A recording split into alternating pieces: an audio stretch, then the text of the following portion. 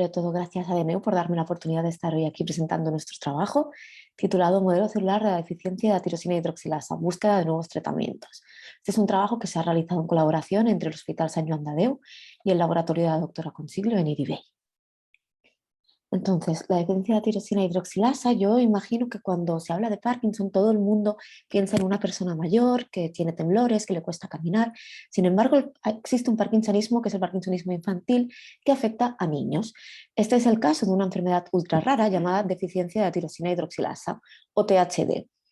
Esta THD produce diferentes problemas del movimiento y también puede afectar al correcto desarrollo del cerebro. De hecho, hay dos tipos de pacientes, los de tipo A, que tienen una buena respuesta al tratamiento actual y por lo tanto tienen un mejor pronóstico, mejoran con el tiempo. Sin embargo, los de tipo B no responden bien al tratamiento y por lo tanto tienen más problemas a la hora de caminar, de hablar o incluso de jugar.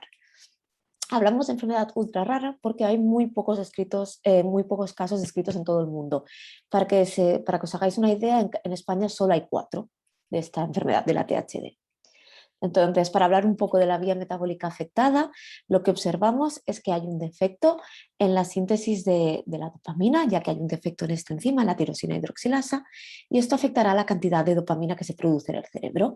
Para el diagnóstico, lo que se observa se hace una punción lumbar y en el líquido cefalorraquídeo se observan niveles bajos de hemobalínico y de MHPG, que no dejan de ser unos metabolitos que se producen con la degradación de la dopamina, es decir, que a su vez reflejan niveles bajos de dopamina. Entonces, antes de seguir, vamos a hablar varias veces durante esta charla sobre la célula, ¿no? ¿Pero qué es una célula? La célula es la unidad más pequeña de la materia con vida, que es capaz de alimentarse y reproducirse por sí sola. Varias células se pueden unir para formar un tejido u órgano, que es lo que pasaría con las neuronas que formarían el cerebro, que son las células del cerebro. Entonces, nosotros en el laboratorio trabajamos con un tipo de células determinado, que son las células madre. ¿Vale? Entonces, las células madre se obtienen mediante una biopsia de piel, ¿vale? Un cortecito en la piel. Lo que se hace es obtener células de la piel que se reprograman para ser células madre. La ventaja de esas células madre es que pueden dar todos los tipos de órganos o tejidos del cuerpo humano. Por ejemplo, un hígado, el corazón o incluso el cerebro. Y esto es lo que nos interesa a nosotros, ¿no? Tener una copia del cerebro del paciente en el laboratorio para poder estudiarlo con todo el lujo de detalles. Entonces, lo que hemos hecho nosotros es realizar un modelo basado en células iPS en los que obtenemos células de la piel de un paciente A o células de un paciente B, o sea que no responde bien al tratamiento. Generamos estas células iPS de manera que podamos estudiar mejor esta patología y buscar tratamientos que puedan ser efectivos para los dos tipos de pacientes.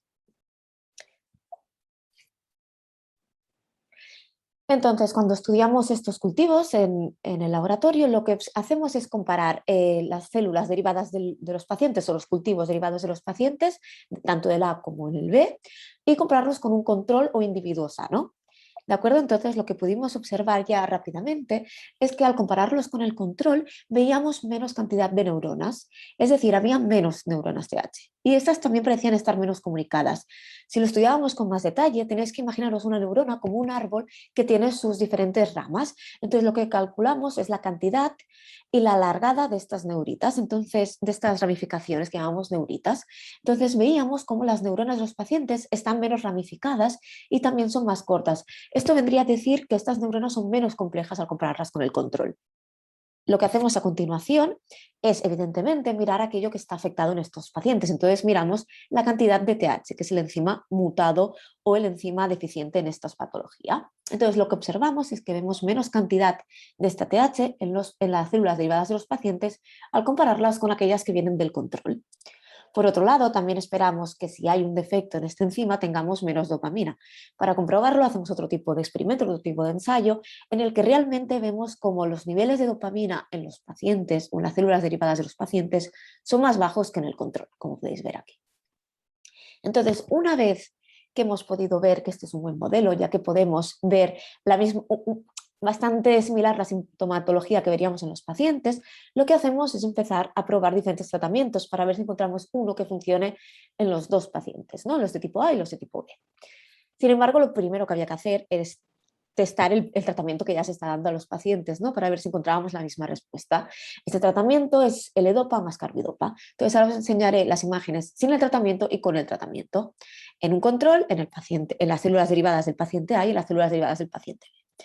Así pues, con el tratamiento vemos que tanto en el control como en el A tendríamos más neuronas, mayor número de neuronas, como podéis ver aquí, que están más conectadas.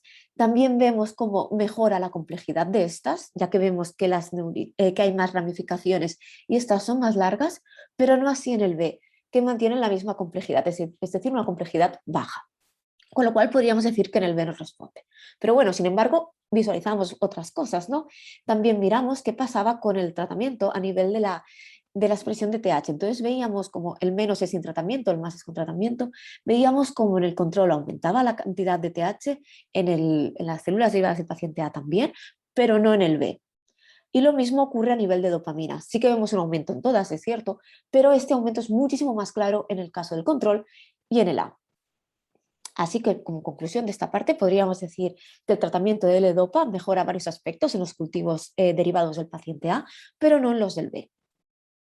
Entonces, lo siguiente que hicimos fue probar un tratamiento innovador para ver si podíamos actuar en los dos tipos de pacientes, ¿no? Y esto lo hicimos en colaboración con la doctora Aurora Martínez en la Universidad de Bergen, en Noruega. Entonces, lo que utilizamos fueron chaperonas. ¿Por qué? Porque la TH es una enzima que está formado por 4 subunidades, ¿vale? Por cuatro subunidades que se tienen que formar, se tienen que juntar bien y formar bien. Entonces, este es el papel de las chaperonas: garantizar que esta TH está bien formada y por lo tanto es estable y funciona correctamente. ¿Vale? Entonces probamos diferentes chaperonas. Utilizamos primero la chaperona 2, pero al probarla con nuestros cultivos veíamos que aquí teníamos sin tratamiento. Al ponerles el tratamiento veíamos cómo estos degeneraban, se morían, porque era tóxico, ¿vale? ¿De acuerdo? Entonces no se podía llegar a usar, evidentemente, ni en estas células ni en los pacientes. Por otro lado, probamos la chaperona 5 y sí que es verdad que al principio veíamos que era difícil de disolverla o de diluirla, pero continuamos usándola. Entonces al final del cultivo, al cabo de prácticamente un mes, lo que observamos es que con el tratamiento veíamos cómo había cristalizado, el cultivo estaba muy sucio, por lo tanto no podíamos estudiar realmente los efectos que tenía. ¿Vale? Entonces, ya por último, hemos testado la chaperona de tipo L. Esta chaperona es muy interesante porque es un fármaco que ya se está dando para tratar el asma en algunos pacientes. Entonces, lo que hicimos en este caso fue probarla tanto en un control como las células derivadas del paciente A. Y entonces mirábamos la cantidad de TH y es verdad que en este caso no varía, ¿vale? En las células derivadas del paciente A no vemos diferencias, pero sí que es verdad que en el control veíamos un aumento en la dosis más baja de 50. Entonces, lo que hemos determinado ahora es que, como solo mejoran el control, lo que vamos a hacer es probar a dosis más bajas de 50 para ver si realmente podemos hacer un efecto a nivel de la expresión de TH, ¿no? Entonces, esto es un poco, pensamos, bueno, entonces si no funciona en el paciente, ¿por qué usarlo? Bueno, sí que es verdad que estamos viendo cómo estabiliza la enzima en pacientes sanos, en individuos sanos, en controles, ¿vale? Entonces esto nos podría ayudar, no para tratar quizás la THD, para esta enfermedad no, pero sí para tratar otras enfermedades en las que hay también un defecto dopaminérgico y en el que no está alterada o no está mutada la enzima TH. Y esto nos puede ayudar a otros parkinsonismos pediátricos que no sean THD. Por lo tanto, nos parece muy interesante continuar con esto. Finalmente, lo que hicimos fue probar un tratamiento que es la citrulina y arginina. Esto es un complemento alimenticio que ya se toman, por ejemplo, los deportistas para evitar la fatiga muscular. Además, en un artículo de otro tema, en un modelo de ratón, lo que se describió es que estos componentes, citrulina y arginina, podrían aumentar la expresión o la cantidad de TH, ¿vale? Por lo tanto, pues mejorar el fenotipo. Entonces, lo que hicimos fue probarla en nuestros cultivos y al probarlas con un control y las células derivadas del paciente B, no veíamos un aumento a nivel de TH ni de la cantidad de dopamina, pero lo que sí observamos era una mayor complejidad a nivel de las neuronas. Por lo tanto, podemos decir que este tratamiento tiene un efecto limitado, pero quizás podría ser interesante administrarlo junto con la L-Dopa para ver si así podríamos mejorar los cultivos en el caso del tipo B. Entonces, como conclusiones de este trabajo, se ha generado un nuevo modelo celular de un parkinsonismo infantil, que es la deficiencia de tirosina hidroxilasa. Este modelo nos permite entender mejor esta patología y otros parkinsonismos pediátricos. Es una herramienta clave para probar nuevos tratamientos, como os he mostrado aquí hoy. Sin embargo, hay que tener en cuenta que es un proceso largo, que lamentablemente hay que equivocarse muchas veces para encontrar algo que funcione, pero creemos que tenemos las herramientas adecuadas y que estamos yendo en la dirección correcta. Así que estamos muy positivos. Finalmente, por supuesto, agradecer a todos mis compañeros del laboratorio, tanto de Sant Joan de Déu, con el laboratorio dirigido por la doctora Ángeles García Cazorla, como el laboratorio de IDB, dirigido por por la doctora Antonella Consiglio, a los colaboradores, que son muchos y sin ellos no sería posible estos experimentos o este trabajo, a las agencias que aportan su granito de arena, a la asociación de NEO, porque es muy importante el empuje de los pacientes, y a la maratón de TV3, ya que hace muy poco nos han dado una nueva ayuda, un nuevo empuje para seguir estudiando estos parkinsonismos pediátricos. Muchas gracias a todos y hasta la próxima.